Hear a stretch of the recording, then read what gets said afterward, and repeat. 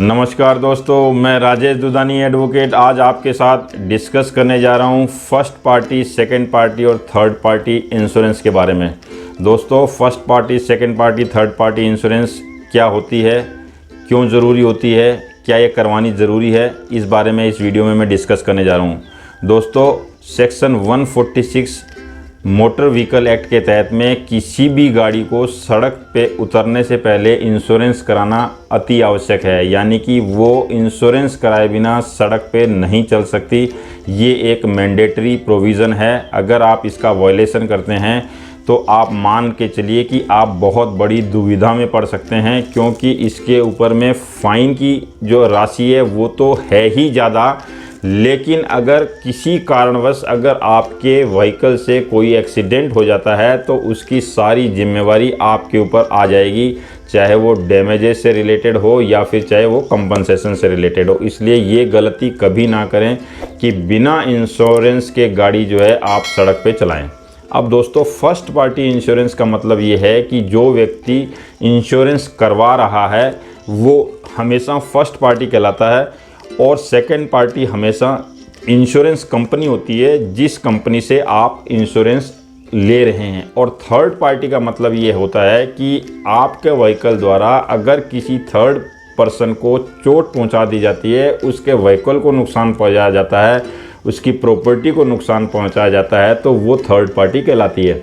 दोस्तों, third party जो insurance है उसके तहत में डैमेजेज, उसके अगर इंजरी है तो उसका पूरा, उसके अगर मोटर में कोई एक्सीडेंट के कारण में पार्ट्स के डैमेजेज है या पूरी मोटर ही डैमेज है उसका पूरा मुआवजा, और अगर एक्सीडेंट के केस में डेथ है तो उसका मुआवजा। ये सारी चीज़ें जो है थर्ड पार्टी में कवर होती है। वो इसका मेन जो कारण है दोस्तों वो ये है कि अगर आपने इन चीज़ों को उस थर्ड पार्टी इंश्योरेंस में कवर नहीं करवाया तो फिर अगर किसी भी कारणवश एक्सीडेंट हो जाता है तो वो सारी की सारी लायबिलिटी आपके ऊपर आ जाती है। इंश्योरेंस कंपनी उसमें कुछ भी नहीं देती, एक भी पैसा नहीं मिलता। दोस्तों, थर्ड पार्टी इंश्योरेंस लेते समय आप मैक्सिमम अगर चीज़ कवर कराते हैं तो आप उतनी ही लायबिलिटी, कंपनसेशन और डैमेज से बच जाते हैं। इसमें दोस्तों ड्राइवर का जो है इंश्योरेंस प्लस जो सवारियाँ हैं उनकी इंश्योरेंस भी ले लेनी चाहिए, ताकि उस व्हीकल में बैठे हुए हर आदमी को जो है आप सिक्योर कर रहे हैं, और उन हर व्यक्ति के ऊपर में अगर किसी भी तरह की चोट है या फिर कैजुअल्टी है या फिर नुकसान है तो वो आपको नहीं भरना पड़ेगा। वो सारी की सारी चीज़ें जो है इंश्योरेंस कंपनी अपने खर्चे से भरती है, जो कि आप उसका प्रीमियम दे रहे हैं। उसी तरह से दोस्तों, फर्स्ट पार्टी इंश्योरेंस के तहत भी आपको थेफ्ट की या फिर डिज़ास्टर की या फिर फ्लड की या इस तरह से किसी भी तरह की जो घटना है उसके तहत में आप पूरा का पूरा क्लेम इंश्योरेंस कंपनी से ले सकते हैं। और उसमें साथ में जो आपने थर्ड पार्टी में जो और चीज़ें ऐड करवा रखी है वो सारी चीज़ें भी फर्स्ट पार्टी में आप ऐड करवा सकते हैं। जैसे ड्राइवर है या फिर जो सवारियां हैं उस गाड़ी में, कोई ज़रूरी नहीं है कि आप खुद ही चला रहे हो, उस गाड़ी को और भी चला सकता है, उसमें सवारी भी बैठी हो सकती है। तो उस कंडीशन में सारी की लायबिलिटी जो है आप इंश्योरेंस कंपनी के सिर पे डाल सकते हैं, सिर्फ एक छोटा सा ऐड ऑन करा के उस इंश्योरेंस के साथ में। दोस्तों, इसमें जो है कई बार देखते हैं आदमी जो है कुछ लालच के कारण में पूरी फैसिलिटी नहीं लेता। यहाँ पे आपको 0 डेट की जो इंश्योरेंस है वो लेनी चाहिए, ताकि आपका जो है क्लेम 100% आपको मिल सके। अन्यथा कई बार देखा जाता है कि आपको कुछ पार्ट्स होते हैं, जैसे प्लास्टिक के पार्ट्स हो गए या फाइबर के पार्ट्स हो गए, उन ऐसे पार्ट्स पे आपको क्लेम नहीं मिलता, और क्लेम मिलता भी है तो उसमें कुछ परसेंटेज काट लिया जाता है। लेकिन आप 0 डेट की अगर इंश्योरेंस कराते हैं तो 0 डेट के इंश्योरेंस में आपको 100% कवर मिल जाता है। बहुत मामूली सा पैसा जो है आपका कटता है, इसके अलावा आपको सारी चीज़ें मिल जाती है।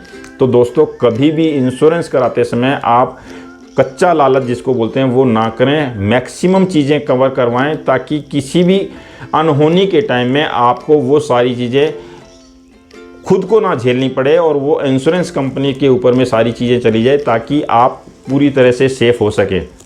साथियों, एक चीज़ मैं आपको बताना चाहूँगा इस केस में कि कई बार ऐसा देखा जाता है कि थर्ड पार्टी इंश्योरेंस होने के बावजूद भी क्लेम जो है वो इंश्योरेंस कंपनी रिजेक्ट कर देती है और आपको एमएसीटी के केस में भी बेनिफिट नहीं मिल पाता।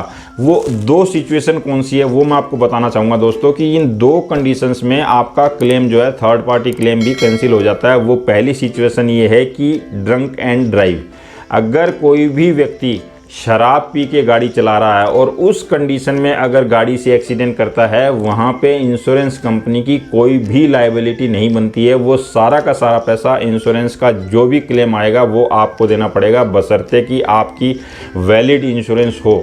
फिर भी आपको शराब पीने के दौरान गाड़ी चलाते हुए और उससे एक्सीडेंट करने के बाद आपको कुछ भी रिलीफ नहीं मिलेगी।